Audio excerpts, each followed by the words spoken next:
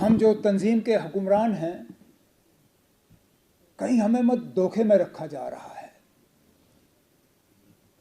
क्योंकि अगर आप मुझसे पूछें तो जो विरासत में हमें, और जब मैं हम कहता हूं मैं नेशनल कॉन्फ्रेंस की बात कर रहा हूं, जो विरासत में हमें गुजर बकरवाल कौम के साथ एक रिश्ता मिला था, उसकी हमने सही परवरिश नहीं की है।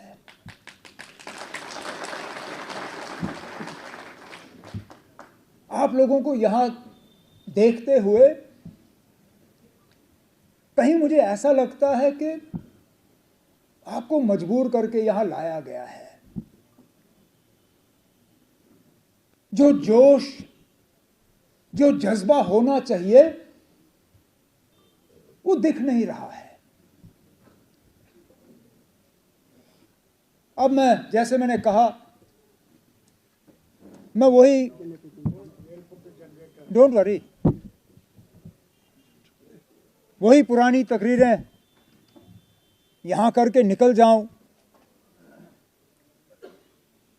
कुछ बदलेगा नहीं, तो फिर क्या फायदा।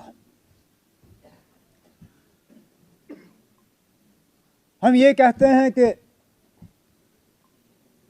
गुजर बकरवाल कौम को नेशनल कॉन्फ्रेंस के अलावा कुछ दिखता नहीं है, कि गुजर बकरवाल कौम नेशनल कॉन्फ्रेंस के अलावा किसी और सियासी पार्टी के तरफ आंख उठा के देख भी नहीं सकती। लेकिन आप और मैं जानते हैं कि यह हकीकत नहीं है, यह सच नहीं है। और इसका अगर हमें सबूत चाहिए तो 2014 में जो असेंबली इलेक्शन हुए, वही नतीजे देख लीजिए। इस कौम से कितने एमएलए बने और कितने नेशनल कॉन्फ्रेंस के साथ जुड़े हुए थे, जवाब आपके सामने है। अब मैं कहां कहां से गिनूं? हम रजौरी की बात करें, दरहाल की बात करें, सुरनकोट की बात करें, गुल अरनास की बात करें, मोहर की बात करें, यहां तक कि कालाकोट की अगर मैं बात करूं तो इस कौम का एक लीडर बीजेपी की टिकट पे जीता, लेकिन नेशनल कॉन्फ्रेंस का नुमाइंदा वहां से नहीं जीता।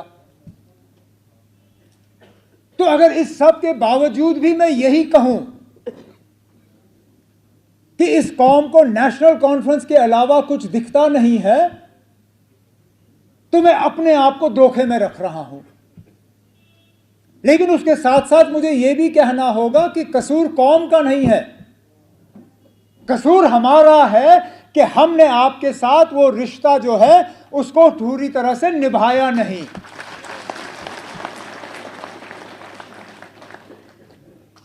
और निभाएंगे भी कैसे अगर हमें अपनी गलतियों का एहसास ना हो। अब अगर मैं यही मान के चलूं कि हमारे साथ रिश्ता बनाना आपकी मजबूरी है, मजबूरी पे रिश्ता नहीं बनता। आपकी तमन्ना होनी चाहिए, आपकी ख्वाहिश होनी चाहिए, आपकी मजबूरी नहीं होनी चाहिए। बाबा कौम ने इस गुजर बकरवाल कौम के लिए क्या किया, वो किया। मादरे मेहरबान ने क्या किया, वो किया। लेकिन अगर मैं मरते दम तक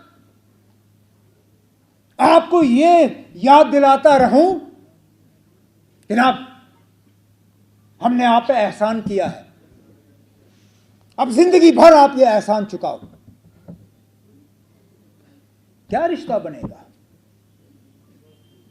ठीक है, आप में से जिनकी उम्र ज्यादा है, जिनको शेर कश्मीर का वो दौर याद है, जिनको मादरे मेहरबान याद है, वो रिश्ता रखेंगे। लेकिन आपके बच्चे, आपके बच्चों के बच्चे जो मादरे मेहरबान के वफात होने के बाद पैदा हुए, वो क्या जानेंगे? अब अगर उन नौजवानों को हम यही कहें, नहीं जी मादरे मेहरबान ने वो किया इसलिए आपने आज नेशनल कॉन्फ्रेंस के साथ रिश्ता रखना है, वो नौजवान कहेगा क्यों? वो जो हुआ सो हुआ, आज क्या है? और हमने जो तकरीरें की, शायद ये मेरी गलतफहमी हो सकती है, लेकिन हम में से एक ने भी कोई पिछले सालों के काम का कोई इशारा नहीं दिया। शायद इसलिए कि हमसे उतना हुआ ही नहीं जितनी आप उम्मीद रख रहे थे।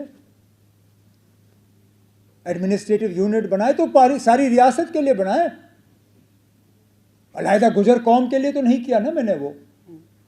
तो फिर कौन सा एहसान किया मैंने आप पे?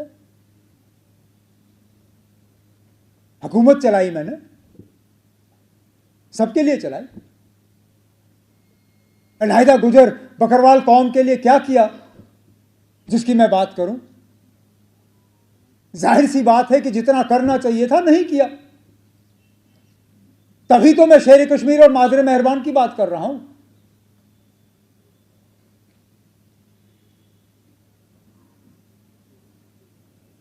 तो ठीक है, हम ये कॉन्फ्रेंसें कर रहे हैं, लेकिन मैं माफी चाहता हूं ये कहते हुए, इस कॉन्फ्रेंस का मकसद है, वो मकसद पूरा नहीं होगा जब तक कि आपके कौम के नुमाइंदे जो इस स्टेज पर खड़े होकर तकरीर करने वाले हैं, वो हमें पकड़ के ये कहें कि जनाब ये आपकी गलतियां हैं, ये आपसे चूक हुई, ये रह गया। आज हमारी हुकूमत नहीं है। इस हुकूमत को लताड़ना बहुत आसान है। इन्होंने किया ही क्या? नहीं दिया इन्होंने आपको फॉरेस्ट राइट एक्ट, सही बात है। नल लगाए जल नहीं दिया, बिल्कुल सही। इस कौम के लोगों के साथ क्या हाल हुआ, वो यादाश्त अभी ताजी है, जो रजौरी में हुआ, पुंछ में हुआ पिछले दिनों। लेकिन हुकूमत को लताड़ने से हमारा, आपका और मेरा रिश्ता और ज्यादा मजबूत नहीं होगा। इनकी गलतियों को हमें दुरुस्त करना होगा जब हमारी हुकूमत आएगी। लेकिन उससे पहले इस रिश्ते को और ज्यादा मजबूत करने के लिए जो इससे पहले हमारी गलतियां थीं, वो क्या गलतियां थी और उनको कैसे दुरुस्त किया जा सकता है, वो हम सुनना चाहेंगे। तब जाके मुझे लगेगा कि वाकई इस कॉन्फ्रेंस का, इस तंजीम को फायदा हुआ है। नहीं तो मैं हमेशा, मुझे अब 20-25 साल हो गए ये करते हुए, मैं जैसे ही स्टेज पे बैठ जाता हूं मुझे पता चल जाता है ना अब मीटिंग की क्या हालत होनी है। और जब स्टेज से ताली पहले बजती है फिर लोग ताली बजाते हैं, मुझे पता है ना अब ये मीटिंग गई काम बाहर में। और अभी तक मां सिवाय जब मियां साहब ने तकरीर की और सगोत्रा साहब ने जल और नल की बात की, हकीकत यह है कि पहले ताली यहां से बजी, फिर आप लोग शर्मिंदा होकर आप लोगों ने भी ताली बजाई। नहीं तो मर्जी से ताली बजाने की आपकी कोई, ये आपका कोई इरादा नहीं था।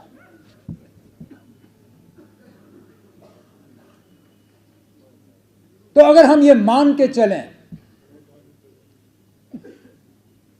कि हम जो यहां बैठे हैं, मैं, फारूक साहब, सगोत्रा साहब, मुस्तफा कमाल साहब, सागर साहब, कोताही हमसे हुई है, तो इस रिश्ते को दुरुस्त करने की भी सबसे ज्यादा जिम्मेदारी हमारी बनती है।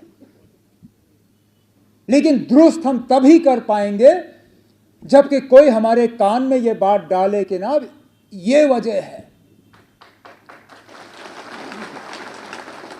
तो खुदारा मैं और इसके बाद तकरीर करूंगा नहीं, क्योंकि बेसब्री से हम जनाब फारूक अब्दुल्ला साहब की तकरीर सुनने का इंतजार कर रहे हैं। लेकिन जाते जाते सिर्फ आपसे मेरी यही मोतबाना गुजारिश होगी कि ये रिश्ता मजबूत करना ये हमें एक फर्ज के तौर पे समझना चाहिए।